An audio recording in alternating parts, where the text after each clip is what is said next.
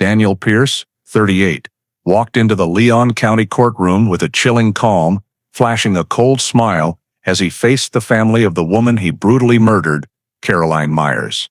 Believing his intelligence and absolute control would shield him from any conviction, Daniel treated the trial like a game he always won, unaware that justice was steadily closing in around him. But the most damning accusation didn't come from evidence or police testimony. It came from his own callous, supremely arrogant demeanor, which laid bare the monstrous nature hidden beneath his intellectual facade. Before diving into the story, don't forget to subscribe to the channel and hit the notification bell to stay updated on the latest cases.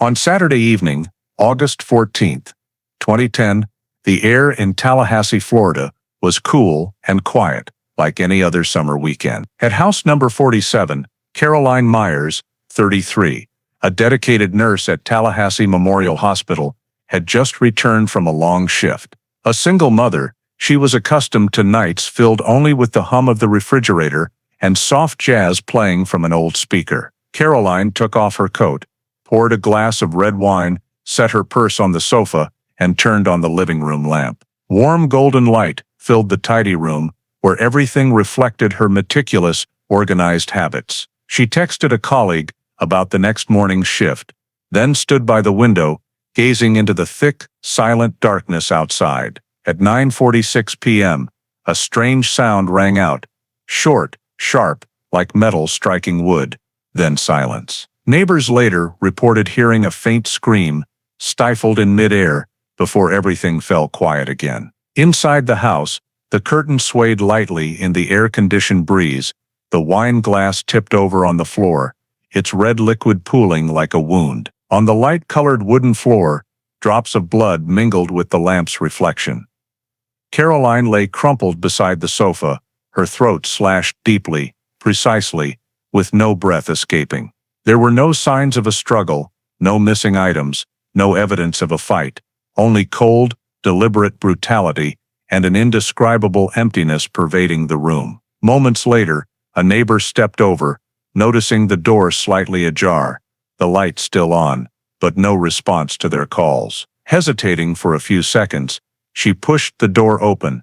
The air was thick with the metallic tang of blood, and the golden light illuminated streaks of blood on the floor. Her voice trembled as she dialed 911, gasping, "There's blood everywhere. She's not breathing." Within 30 minutes, by 10:18 p.m., the red and blue lights of Tallahassee Police Department patrol cars swept across the white walls of house number 47. Sirens pierced the peaceful night, shattering Tallahassee's calm. Inside, camera shutters clicked relentlessly, mixed with the soft tread of shoes on the blood-stained wooden floor. A forensic technician crouched, marking spots with small yellow plastic tags, while flashes of light hit the walls, turning the room cold and unfamiliar. The air was heavy with the smell of blood and disinfectant, mingled with the metallic clink of evidence bag zippers. On the floor, dried blood trails stretched from the front door to the sofa,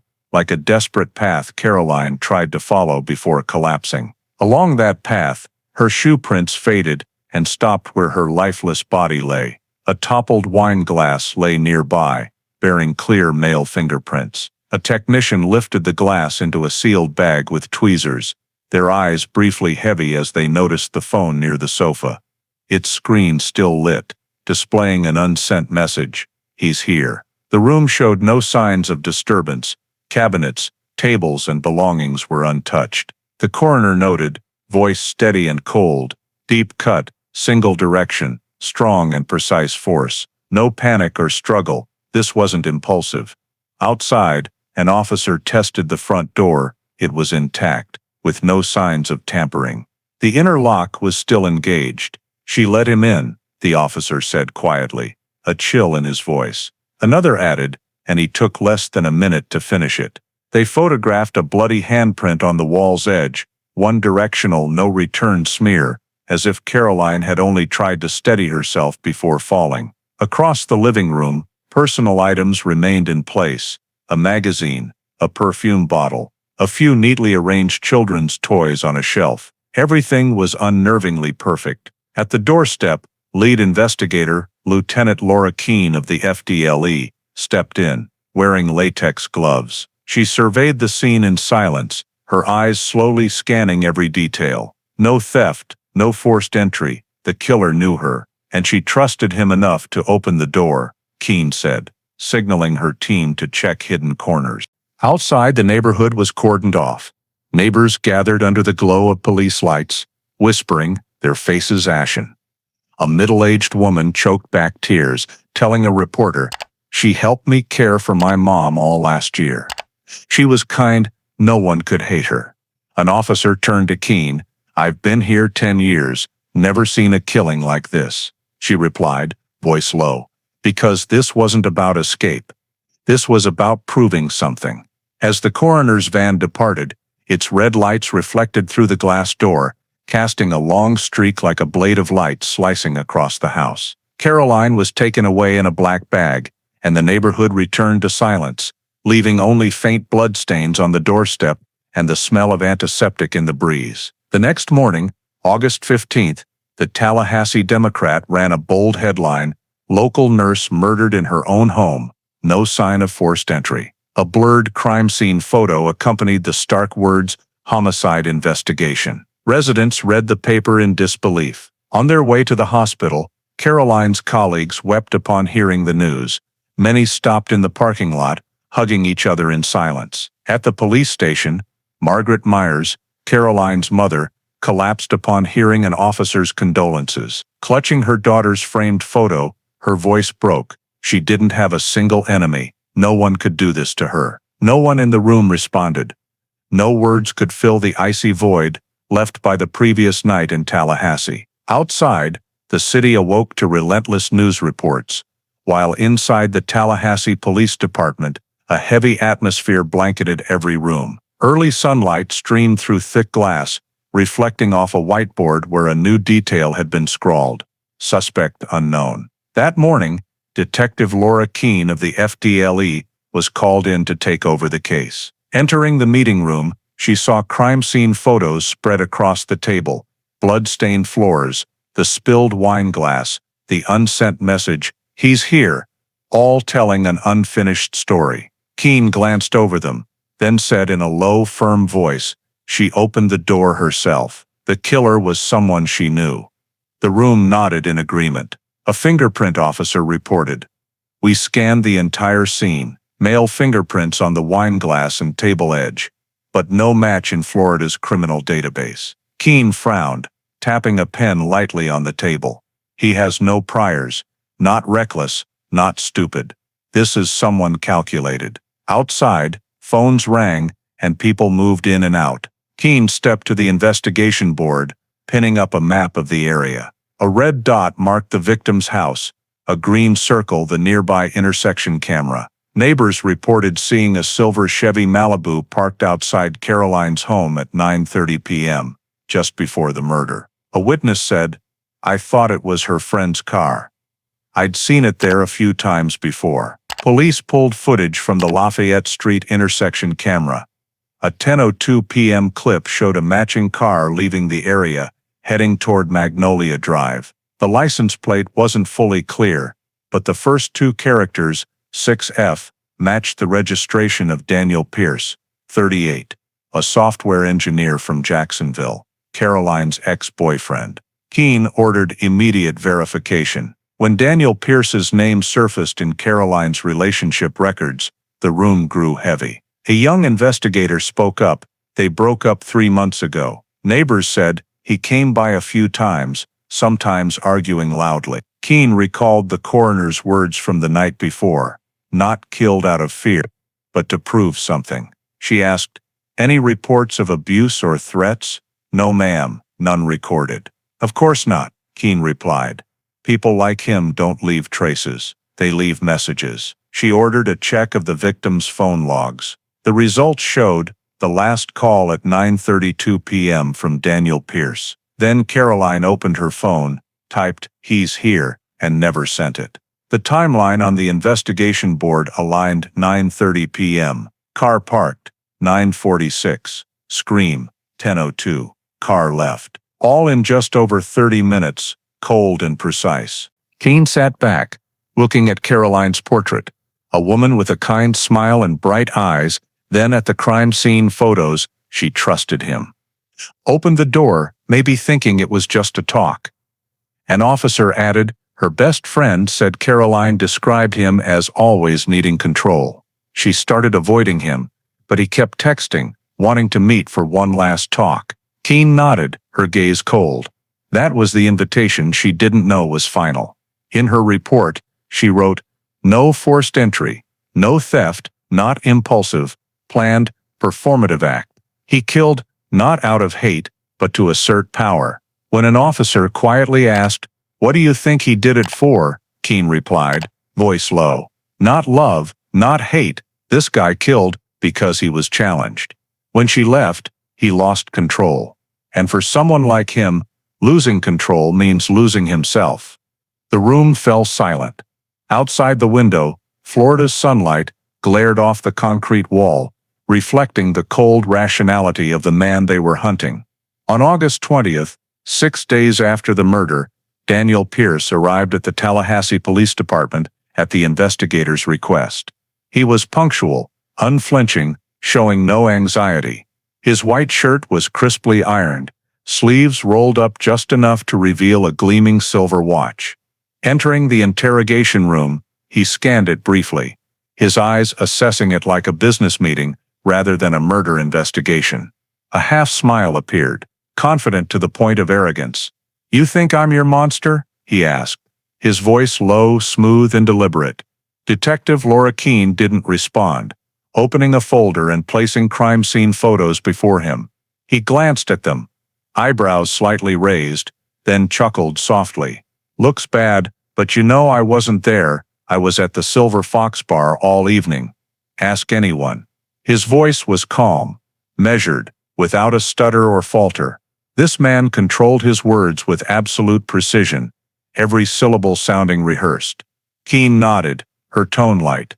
We checked. You arrived at the bar at 8:15, left at 9:48, returned at 10:35. Daniel pursed his lips, leaned back, eyes drifting to the ceiling. Maybe I stepped out for a call. You know, bad signal in the bar. For 45 minutes, Keene pressed, her voice still calm. He met her gaze, a faint smile forming. I didn't know I had to report every minute of my life to the police.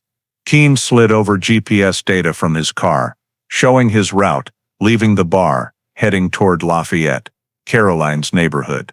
She spoke slowly. You drove from the bar, near her house, then back. Got another explanation besides being there? Daniel leaned forward, hands clasped. You really want to know? I thought about apologizing. We didn't end well, and I just wanted to close things politely. But she didn't get to hear that apology, Keene replied evenly. A brief silence followed, broken only by the scratch of the clerk's pen. Daniel looked at her, smile intact, eyes tinged with mockery. You're trying to pin me as the killer because I loved her. That's interesting. He emphasized loved, like a challenge. Keene leaned in. Love doesn't leave blood in a car trunk, Mr. Pierce. He froze for a split second, eyes flashing, then laughed. The trunk? What'd you find in there? A piece of your imagination? At that moment, Keene signaled a forensic technician to enter, carrying a sealed evidence bag. She opened the folder, reading slowly. Dried brown blood, sample taken from the inner lining of the trunk of a Chevrolet Malibu, registered to Daniel Pierce. DNA results, 100% match with Caroline Myers. The room froze for a few seconds. Daniel didn't react. He looked at the paper, then at Keene, smiling. If you're trying to scare me, you'll have to do better. I helped build DNA databases for Jacksonville police. I know about testing errors. Keene tilted her head. Error margins 1 in 39 million. Want to roll the dice? His smile wavered briefly, but returned quickly. You know what's funny, detective? You're using data I helped create to come after me. I call that the tragedy of intelligence. By 4 p.m., an arrest warrant was issued. As two officers approached and cuffed him, Daniel didn't resist. He stood slowly, adjusted his collar, and turned to Keene. You can't arrest intelligence. No, Keene replied, voice cold. But we can arrest arrogance. Outside the station, reporters swarmed. Camera flashes lit up. As he was led out, wrists cuffed, his half-smile unwavering. A reporter shouted, "Mr. Pierce, any words for the victim's family?" He turned, looked straight into the camera, and said curtly, "They'll thank me someday." That statement, captured on video, aired across local news, becoming a chilling symbol of a man who believed he was still in control, even in handcuffs. That evening, Keene sat in her office, reviewing the interrogation tape. Daniel's eyes on the screen were cold, unflinching, fearless, only smug.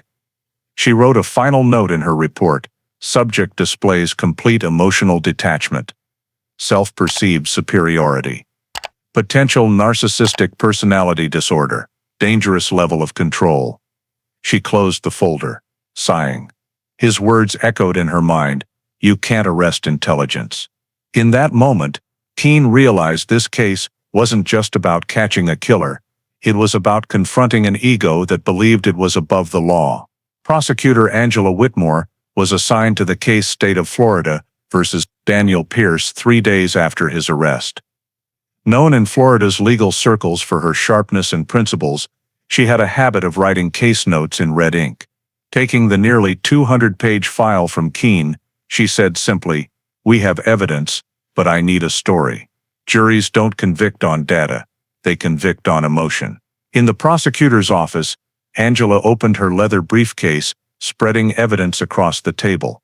Crime scene photocopies, DNA results, GPS data, neighbor testimonies, and a black fabric sample from the victim's wall.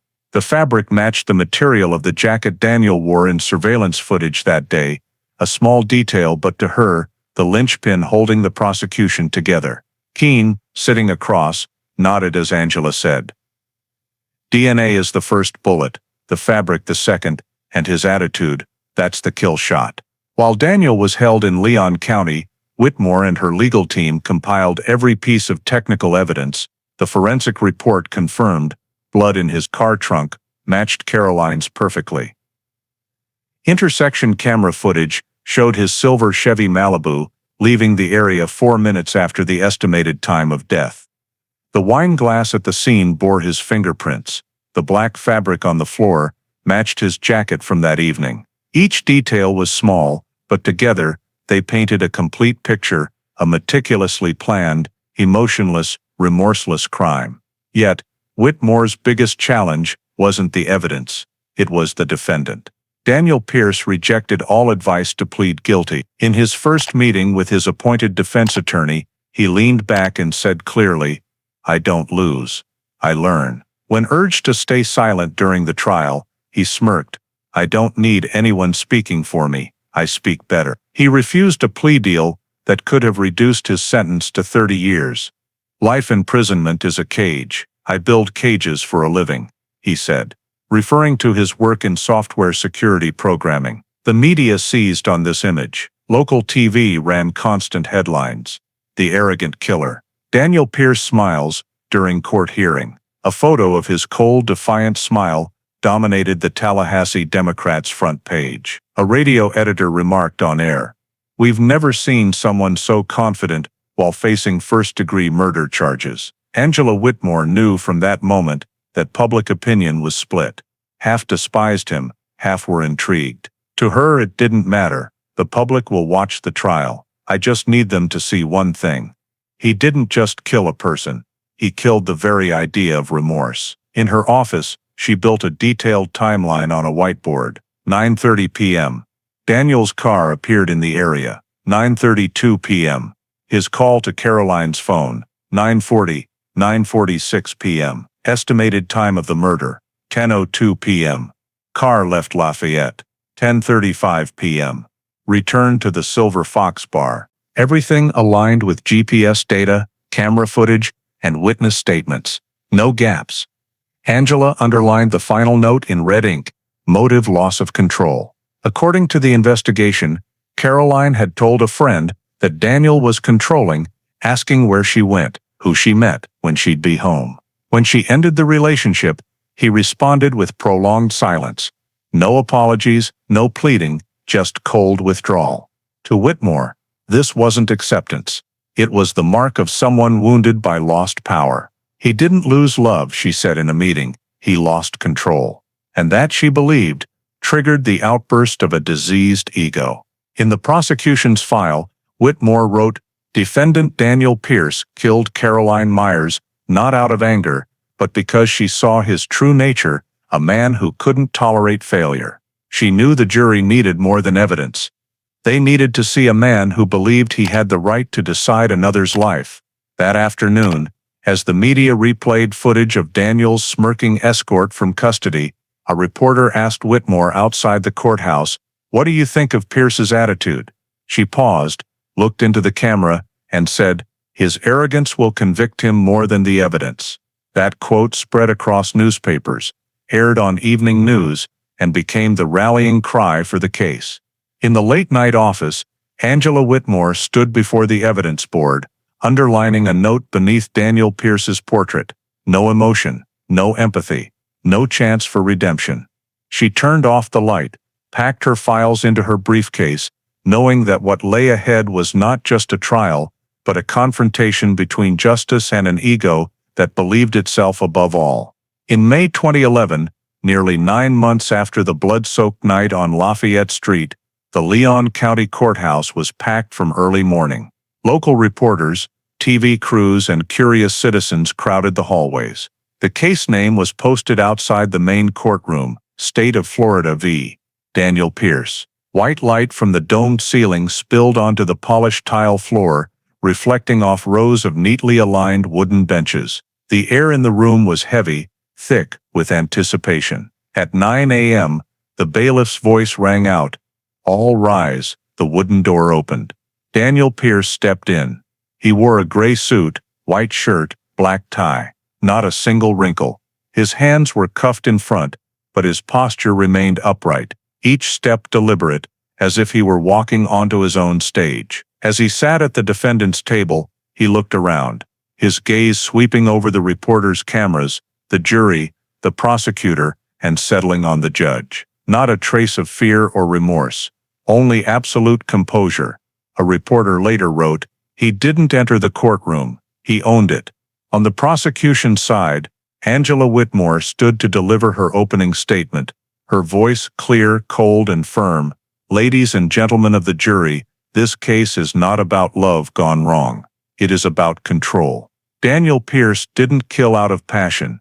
He killed to feel superior." She paced slowly, pausing before a projection screen displaying crime scene photos, where images of red blood and a clean-cut wound appeared under harsh light. He chose precision over chaos. He chose dominance over humanity. And in doing so, he took the life of a woman who trusted him. The room was silent. Daniel leaned back in his chair, hands clasped, eyes fixed on the screen.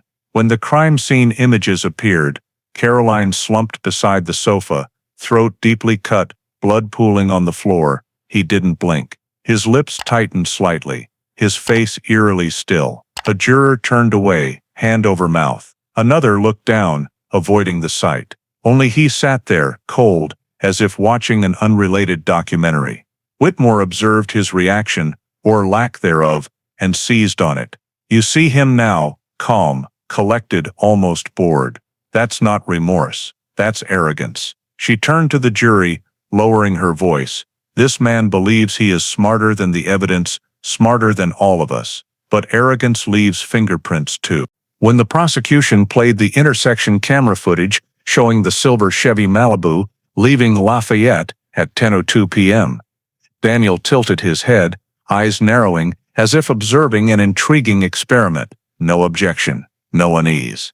A WCTV Tallahassee reporter noted, "His face was carved from stone, perfect, cold, lifeless." Defense attorney Michael Brenner sat beside him, occasionally leaning over to whisper, but Daniel rarely responded. At times he smirked, as if hearing a trivial story. When the judge asked if the defendant wished to make an opening statement, Brenner quickly intervened, "No, Your Honor." Daniel glanced over, his faint smile lingering. Whitmore guided the jury through the chain of evidence, GPS data, DNA results, neighbor testimonies. Each time she said defendant's car, he nodded slightly. When she mentioned the victim trusted him, he quirked his lips. No interruptions, no anger, just cold confidence, as if everything was unfolding according to his plan. During a break, as the bailiff led Daniel out, a reporter called after him. "Mr. Pierce, do you have anything to say?" He turned, eyes direct, voice low but clear. "Enjoy the show." The remark spread online within hours, headlining news reports. "Enjoy the show. The arrogant killer faces justice." In the afternoon, as the trial resumed, Whitmore displayed the image of Caroline's hand clutching her phone, the unsent message, "He's here," still visible. The room fell silent. A juror bowed their head. A woman in the gallery sobbed. Daniel sat still, only tilting his head, as if pondering the words. Angela closed the first day with a statement that weighed heavily on the room. He walked into her home as a man, he left as a murderer. And today, he sits before you, still believing he's above judgment.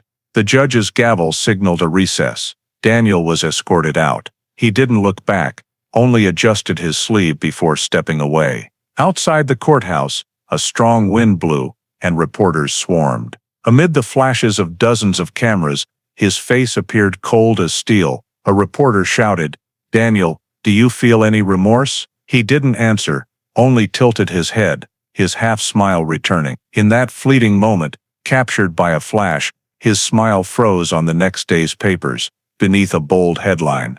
His face was carved from stone. The next morning, the Leon County Courthouse remained packed. White light from high windows illuminated the jury's stern faces. Daniel Pierce sat at the defendant's table, hands neatly placed on the table, a small notebook in front of him that he'd held since the trial began. No one knew what he wrote, only that he occasionally jotted brief notes, then nodded, as if attending a seminar. Prosecutor Angela Whitmore stood, her voice resolute.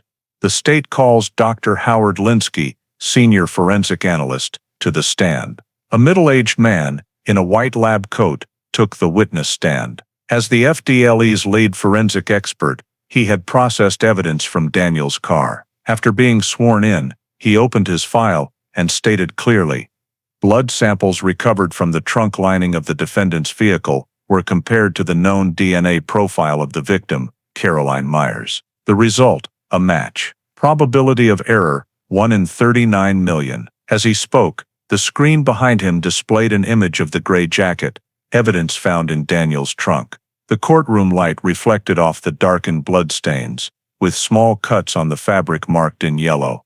The room held its breath. At the defendant's table, Daniel didn't move. He held a pen, scribbling a few lines in his notebook. His eyes stayed on the pen's tip, not the screen, as if the proceedings were irrelevant. The prosecutor continued, "Dr. Linsky, did you also examine the fabric fibers collected from the victim's living room floor?" "Yes, ma'am." Black polyester threads consistent with the lining of the defendant's jacket. Whitmore nodded, signaling the technician to show more footage. The screen displayed the intersection camera video, capturing the silver Chevy Malibu leaving Lafayette Street at 10:02 p.m. The timestamp matched the GPS data from Daniel's phone. The room fell silent. Some in the gallery looked away from the images of the body.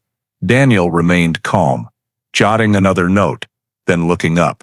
When the prosecutor said, "He cut her throat with surgical precision," he gave a faint, fleeting smile, barely noticeable, but enough to chill the room.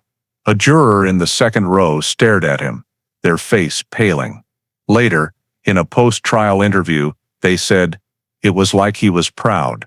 Proud of what he'd done, or proud of how clean it was. I don't know which was worse." Whitmore didn't miss the moment. She turned to the jury, her voice colder. "Ladies and gentlemen, this isn't the face of remorse. This is the face of control." Pointing at Daniel, she said, "He planned, executed, and perfected his crime. Every mark, every trace, every drop of blood, calculated." Linsky continued with technical details.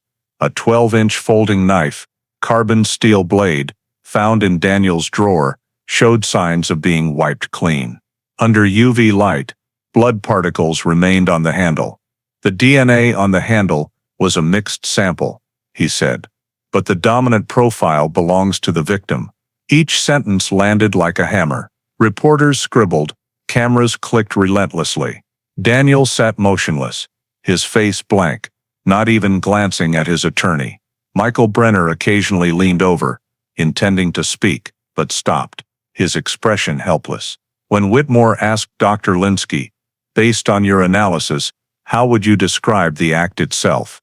he replied. The incision was clean, singular, no hesitation wounds. Whoever did this knew exactly what he was doing.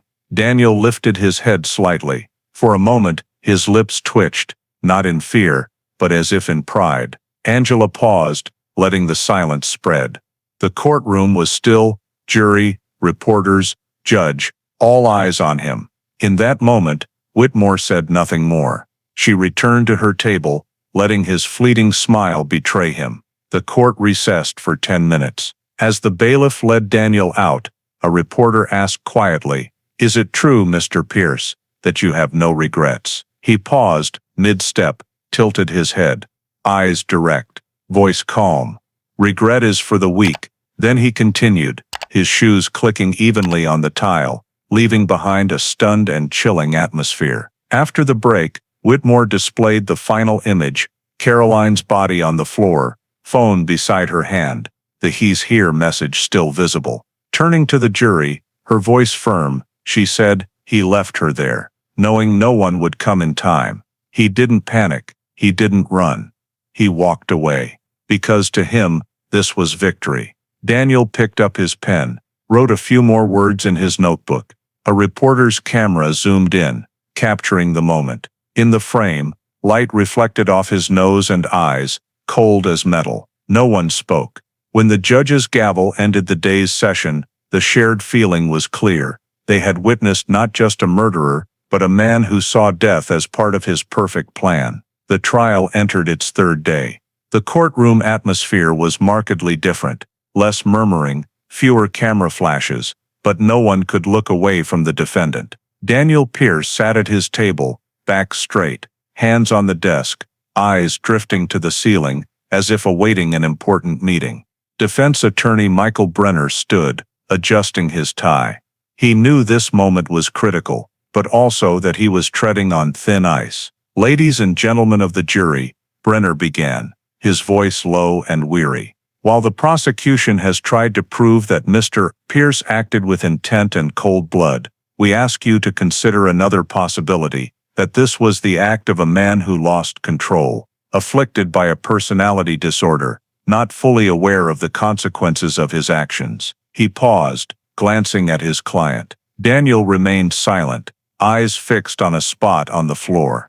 Brenner continued, "Psychological experts have identified that Mr. Pierce exhibits classic signs of narcissistic personality disorder, a condition that leads individuals to misjudge themselves and their actions, potentially resulting in violent behavior without fully understanding the consequences." As he finished, Daniel slowly turned, a thin smile crossing his lips. He leaned toward the microphone, voice even and deliberate. "Don't insult me with weakness." Whispers spread through the room. Brenner froze, his hand stilled on the podium. His client had just dismantled the entire defense strategy in front of the jury. The judge banged the gavel, calling for order. "Mr. Pierce, this is not the time for you to—" But Daniel continued, his voice low and confident, "I knew exactly what I was doing. I'm not insane. I'm aware, conscious, and precise. Don't try to make me pitiful." He leaned back, smiling faintly, his gaze sweeping the jury. Some jurors avoided his eyes. As if pierced by system, the judge banged the gavel, restoring order. Whitmore, on the prosecution's side, stood up, her voice sharp as a blade. "Your Honor, I think the defendant just proved our point." The courtroom fell silent. Angela stepped slowly toward the jury, not looking at Daniel, and said, "You just heard him. No remorse, no loss of control, only pride." Then she turned to him. "Thank you, Mr. Pierce. Your words carry more weight than all the evidence I have." Daniel leaned back in his chair, offering no objection. He gave a slight smile, as if he'd just won a chess match. He didn't understand, or chose not to, that every word he spoke was turning him from a defendant into the very embodiment of the arrogance the prosecution described. During the lunch break, Brenner tried to talk to him in the courthouse holding room. "Daniel, you're digging your own grave. If you don't let me pursue this defense, they'll—" Daniel cut him off, voice calm. "Michael, do you really think they can kill me with the law? I don't need their pity. I don't want to be your patient. I want them to remember me." Brenner went silent. "Remember you? Yes. Ordinary people fear being forgotten more than death," Daniel said, smiling, his eyes indifferent. In the afternoon, as the trial resumed, Brenner tried to salvage the defense by emphasizing his client's clean record, steady job, no prior convictions, contributions to state police tech projects. But the argument felt hollow after Daniel's self-revelation. Each time Brenner mentioned disorder or mental health, Daniel smirked. A juror, who noticed later, said, "It was like he enjoyed watching his lawyer fail." In rebuttal, Whitmore said simply, "There's no disorder here, ladies and gentlemen. Only ego." She sat down, needing no further words. Daniel sat at the defendant's table, back straight, gaze calm. As the judge declared the day's proceedings over, he stood, buttoned his suit jacket, and looked around. The ceiling lights reflected off his face, highlighting his sharp features and cold eyes. Something in his demeanor made you forget he was the defendant. He carried himself like he controlled the room, despite the handcuffs. As he was led down the hallway, Brenner trailed behind, face ashen. A reporter asked quietly, "Do you think he'll win?" Brenner replied, almost whispering, "Win? He already thinks he has." In her internal report that evening, Angela Whitmore wrote a brief note in her case log. "Subject has turned the courtroom into his stage. Every gesture, every word, calculated to display control." The defense didn't collapse because of evidence. It collapsed because of arrogance. And it was hard to deny, as Daniel walked through the quiet hallway, his shoes echoing evenly, each step cold and certain. He moved like a man who knew the outcome, but still believed he was the one writing it. The trial's fourth day. The atmosphere in the Leon County Courthouse was heavy, more somber than ever. Outside, Florida's sun blazed, but inside the white light cast a cold sheen, like a layer of ice.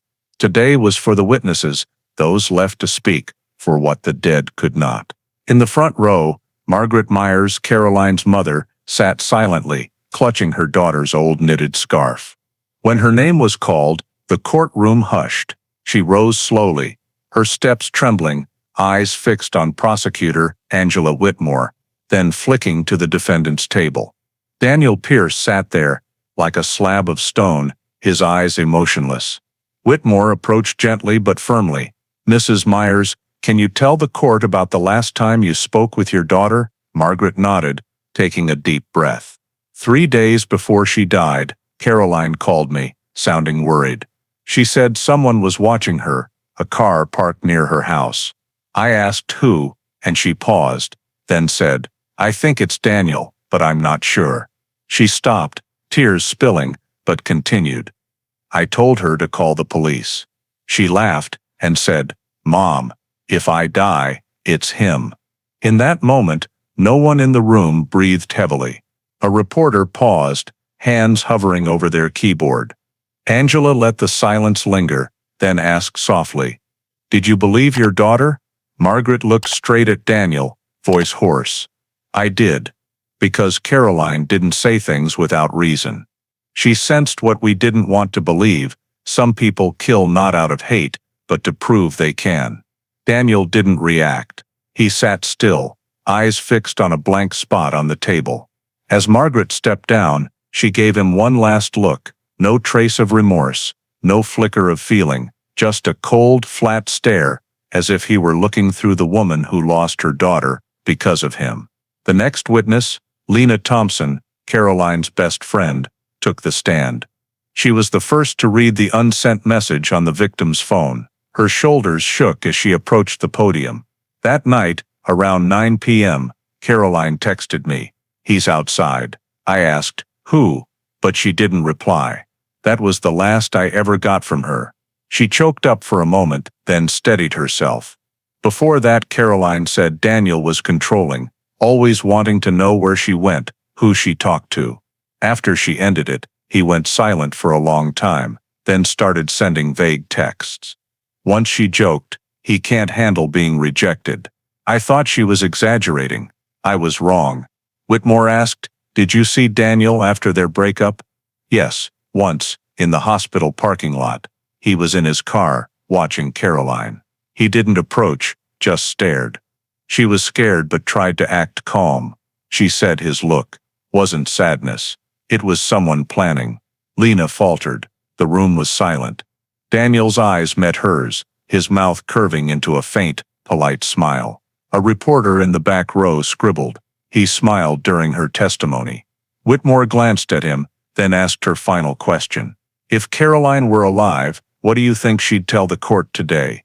Lena replied softly. "She'd say she forgave him, because she was kind. But I don't." As Lena left the stand, muffled sobs came from the gallery. Daniel glanced briefly, then looked away. No blink, no expression. Finally, the most anticipated witness took the stand.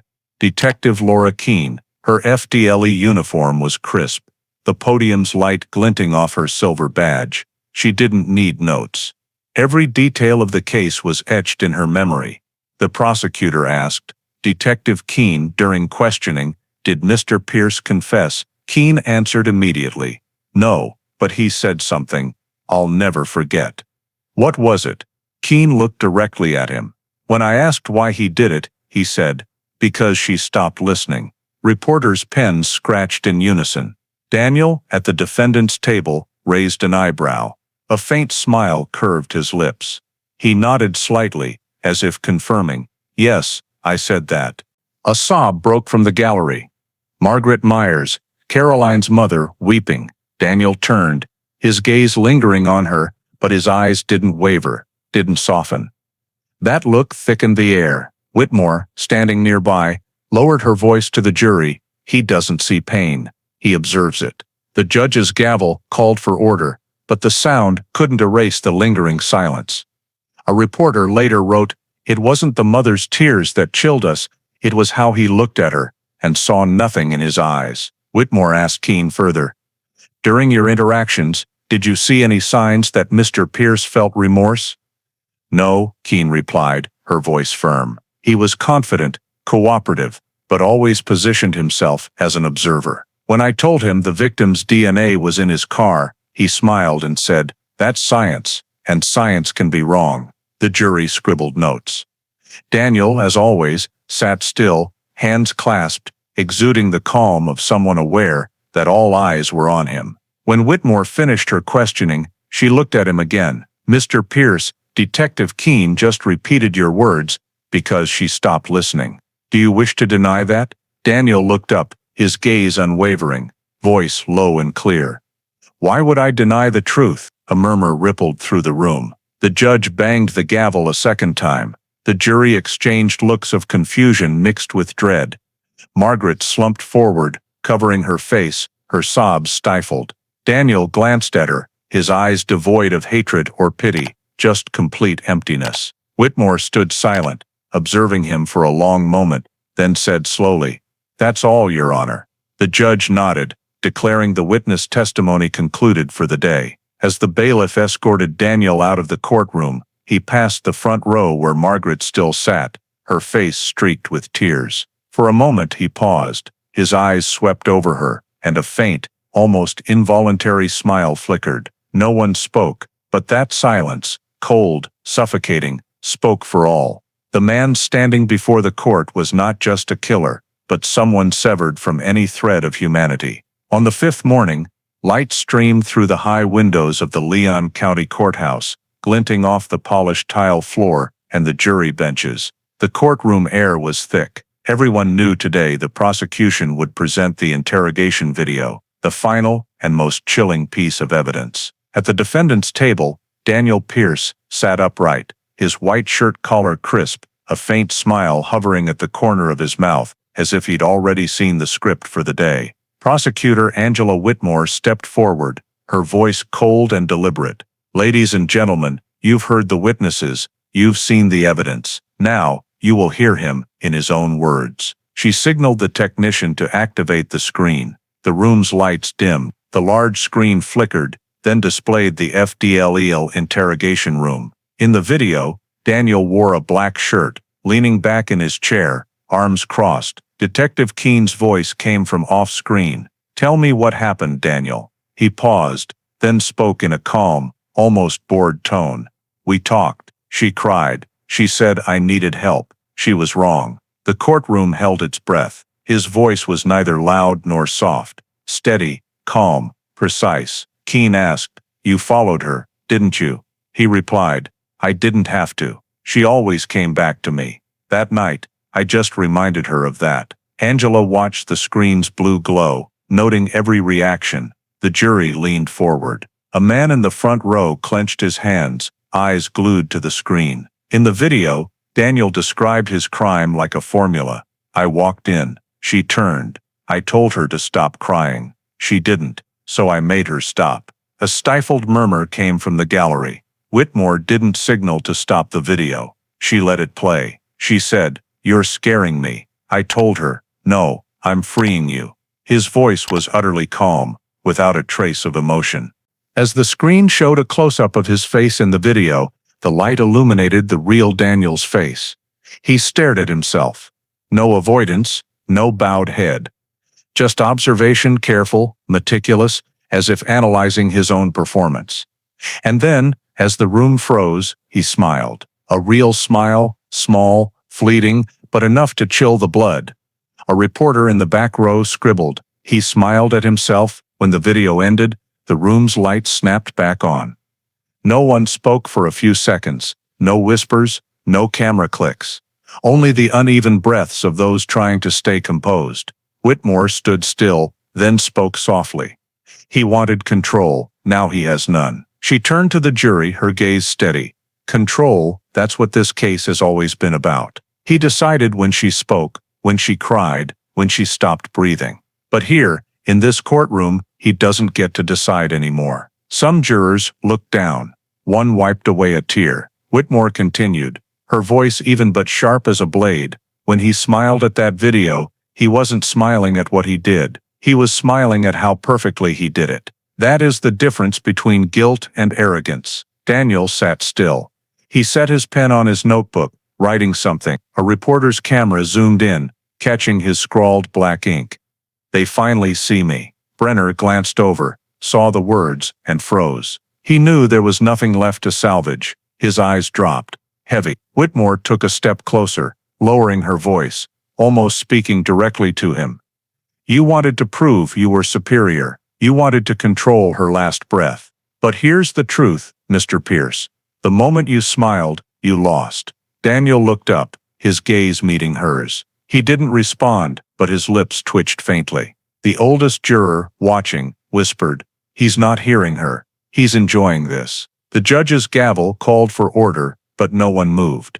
No one dared breathe, loudly. Whitmore's final words lingered. He wanted control. Now he has none. When the court adjourned, Daniel stood. The light hit his face, highlighting every feature. Reporters snapped photos, and in those flashes, his face remained calm, his eyes distant, like a performer who just completed a flawless act. As he left the courtroom, a TV reporter whispered to her cameraman, "I've covered murderers before, but this one, he's empty." It's like watching a void that knows it's being watched. In the empty courtroom, the jurors sat motionless for a few minutes, silent. A young woman looked at the defendant's empty chair, murmuring, "I saw evil, and it wasn't angry. It was quiet." As the lights dimmed, only the echo of footsteps on the marble hallway remained. No applause, no sighs of relief. Only silence, heavy, cold, blanketing the room. Like the void in Daniel Pierce's eyes. The next day, Tallahassee's sky was as grim as the mood inside the Leon County Courthouse. The trial resumed early, with only the final steps remaining, deliberation and verdict. Outside, crowds and reporters gathered, while inside, the empty benches were wiped clean, and the lights flickered back on. Everyone prepared for the end. but no one was truly ready. Daniel Pierce was brought in, his face still calm, as if he already knew what was coming. No one spoke, no one met his gaze. The air was thick, taut like a string awaiting its final note to snap. 3 hours later, the Leon County Courthouse would witness a moment the city would never forget. At 4:12 p.m., the deliberation room door opened. The courtroom sprang to life. The jury's footsteps echoed on the stone floor, each step pounding the tense air. The jury foreperson, a middle-aged man with a hoarse, trembling voice, stood as the judge asked, "Has the jury reached a verdict?" He nodded. "Yes, Your Honor." In that moment, all sound seemed to stop. The judge leaned forward, reading the paper handed to him, his voice heavy. In the case of the state of Florida versus Daniel Pierce, the jury finds the defendant guilty of first-degree murder. The words rang clear, final, slicing through the air like a blade. A sob broke from the gallery. Margaret Myers, Caroline's mother, covered her mouth, her body trembling. On the prosecution's side, Angela closed her eyes, exhaling slowly. Brenner bowed his head. Not looking at his client, Daniel sat motionless for a few seconds. He didn't look at the judge, the jury, or Whitmore. The afternoon light cast a cold line across his nose. Then, slowly, he raised his head. His empty gaze fixed on the judge's bench, and when people thought he might finally show fear, he smiled. Not a mocking smile, nor a defiant one. A thin, neat, almost unconscious smile, but it froze the courtroom. A Tallahassee Democrat reporter in the front row wrote, "The first emotion he showed was satisfaction." The judge looked at him, silent for a few seconds, then spoke slowly. "Mr. Pierce, you have shown no remorse, no regret, and no recognition of the life you took. Therefore, this court sentences you to life imprisonment without the possibility of parole." The words landed like a hammer. The jury bowed their heads. Some in the gallery clapped softly, but the judge's gavel cut them off. "Order, maintain order." In the gallery, Margaret Myers fainted. Caroline's son, 11-year-old Taylor, sobbed loudly, held tightly by his aunt. Meanwhile, Daniel sat still. His face didn't change. Only that smile, light, cold, and somehow truly satisfied. He tilted his head, his gaze settling on Prosecutor Whitmore. She looked back, her eyes not angry, only weary. Angela understood, for someone like him, defeat wasn't the sentence, it was being remembered. Reporters rushed out, recorders and phones buzzing. 10 minutes later, headlines hit local news sites. The smile that froze the courtroom. The photo of him raising his head, eyes indifferent, and smile fleeting, flooded evening broadcasts. A WCTV editor described, "It wasn't a smile of defeat, it was the smile of a man who finally finished what he started." As police led him away, rain began to fall heavily outside. Daniel turned once, looking back at the courtroom, where Caroline's knitted scarf had fallen from her mother's hands onto the wooden floor. His gaze lingered there, longer than usual, then he said softly, just loud enough for the nearby officer to hear. She finally stopped listening. The words didn't make the record, but the young officer later said they sent a chill down his spine. In the courthouse hallway, Whitmore stepped out, swarmed by dozens of reporters. One asked, "How did you feel when he smiled at the verdict?" Angela replied, voice calm, "It wasn't victory, it was recognition. He finally understood that he's not untouchable." Outside, Margaret Myers, revived, was helped out under an umbrella. She looked toward the transport van, her eyes red but resolute. "He can smile," she said, "but my daughter will never fear him again." As the armored van started, its red lights flashing through the rain, Daniel's face vanished behind the iron window. Left behind was a city still grappling with how someone could kill so coldly and still smile when sentenced to life behind bars. That evening, news broadcasts opened with the same clip, Daniel Pierce raising his head in the courtroom's white light, his lips curving into a fleeting smile. The anchor spoke slowly. The smile that froze the courtroom and the silence that followed, that was justice being seen, and fear being felt. No one in the city slept soundly that night, and deep in the memories of those present, Daniel Pierce's smile became a haunting symbol, the smile of a man who found satisfaction in his own punishment.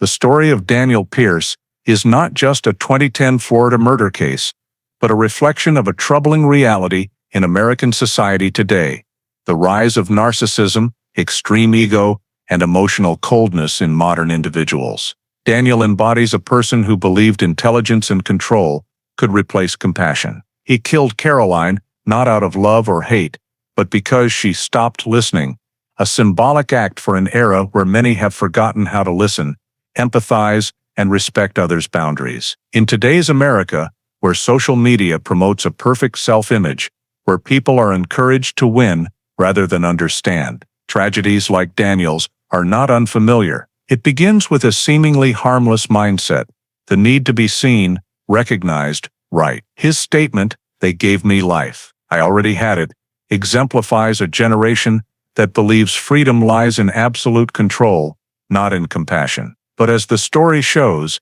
that control imprisoned him, not just with bars, but with eternal inner isolation. The lesson for Americans today isn't to fear evil, but to recognize the coldness within indifference, arrogance, and the belief that we are always right. Because when people stop listening, when pride replaces empathy, society doesn't need a killer like Daniel to grow dark, only more people like him, silent, confident, and convinced of their innocence. If you believe that justice and compassion remain the light guiding us through the darkness of arrogance and indifference, please subscribe to the channel to join us in exploring the true stories behind every verdict. Thank you for watching, and we'll see you in the next video, where we'll dive deeper into the dark side of humanity and the redemptive power of understanding.